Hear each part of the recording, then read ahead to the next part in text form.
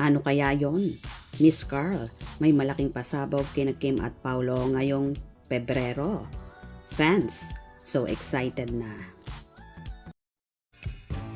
I'm overheated, can hardly sleep at night, doing crazy dreaming. You're the reason why. Hiding by the baby.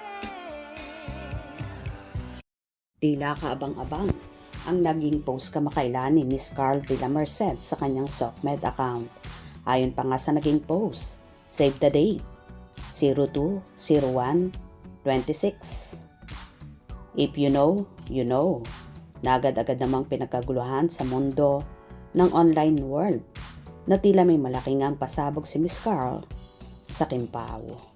Matagal nang hinihintay ng fans, matagal ding pinag-uusapan sa social media at ngayon ay tila unti-unti nang nagkakaroon ng linaw.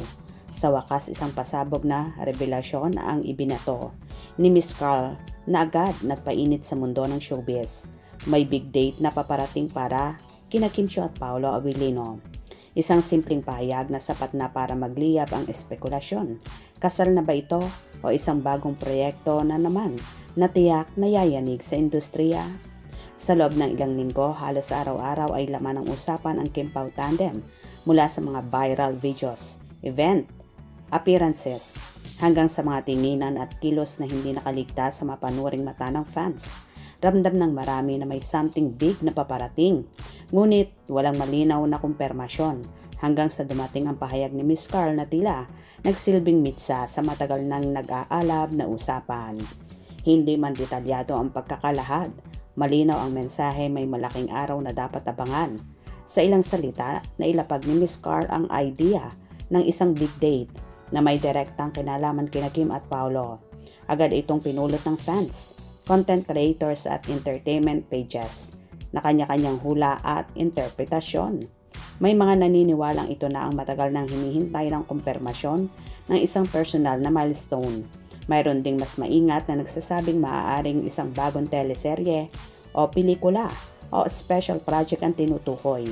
Ngunit anuman ang katotohanan, iisa ang malinaw. Malaki ang epekto ng revelasyong ito at marami ang tuwang-tuwa. Nung una silang iugnay sa isa't isa, marami ang nagulat. Magkaiba ang kanilang imahe, magkaiba ang kanilang acting style at magkaiba rin ang career trajectory. Ngunit sa kabila nito, mabilis na napatunayan ng Kim Pao na may kakaibang chemistry, isang kombinasyon ng kilig, maturity at lalim na bihirang makita. Sa bawat public appearance nila, ramdam ang natural na connection, hindi pilit, hindi scripted at lalong hindi basta-basta. Ito ang dahilan kung bakit maraming fans ang invested, hindi lang sa posibleng proyekto kundi sa mismong relasyon nila, maging ito man ay personal o professional. Hindi may iwasan ang unang pumasok sa isip ng marami ay kasal. Sa kulturang Pilipino, ang salitang big date ay agad na inuugnay sa engagement o wedding announcement, lalo na kapag dalawang sikat at minahal na personalidad ang sangkot.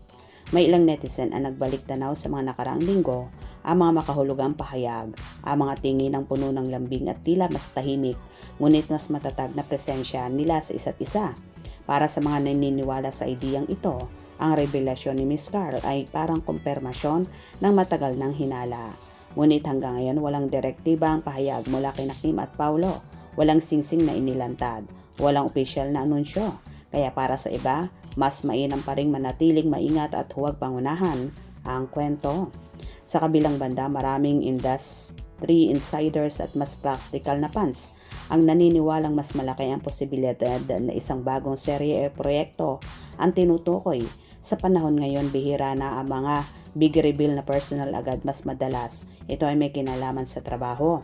Kung ito nga ay isang bagong series, hindi na nakapagtataka kung bakit tinawag itong big date.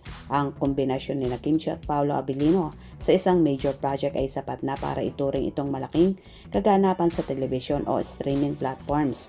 Isa itong pairing na kanyang humila ng parehong loyal fans at casual viewers. Marami naman nagsasabing handa na ang publiko para sa isang mas matured, mas emosyonal at mas makabulahang kwento at ang Kim Pao ang perpektong mukha nito. O diba, halos lahat nga ay so excited na sa ibinunyag na yon ni Miss Carl de la Merced. Kaya abang-abang tayo dahil kikiligin tayo sa mga pasabog na yan. Hope you enjoyed. Please subscribe for more info.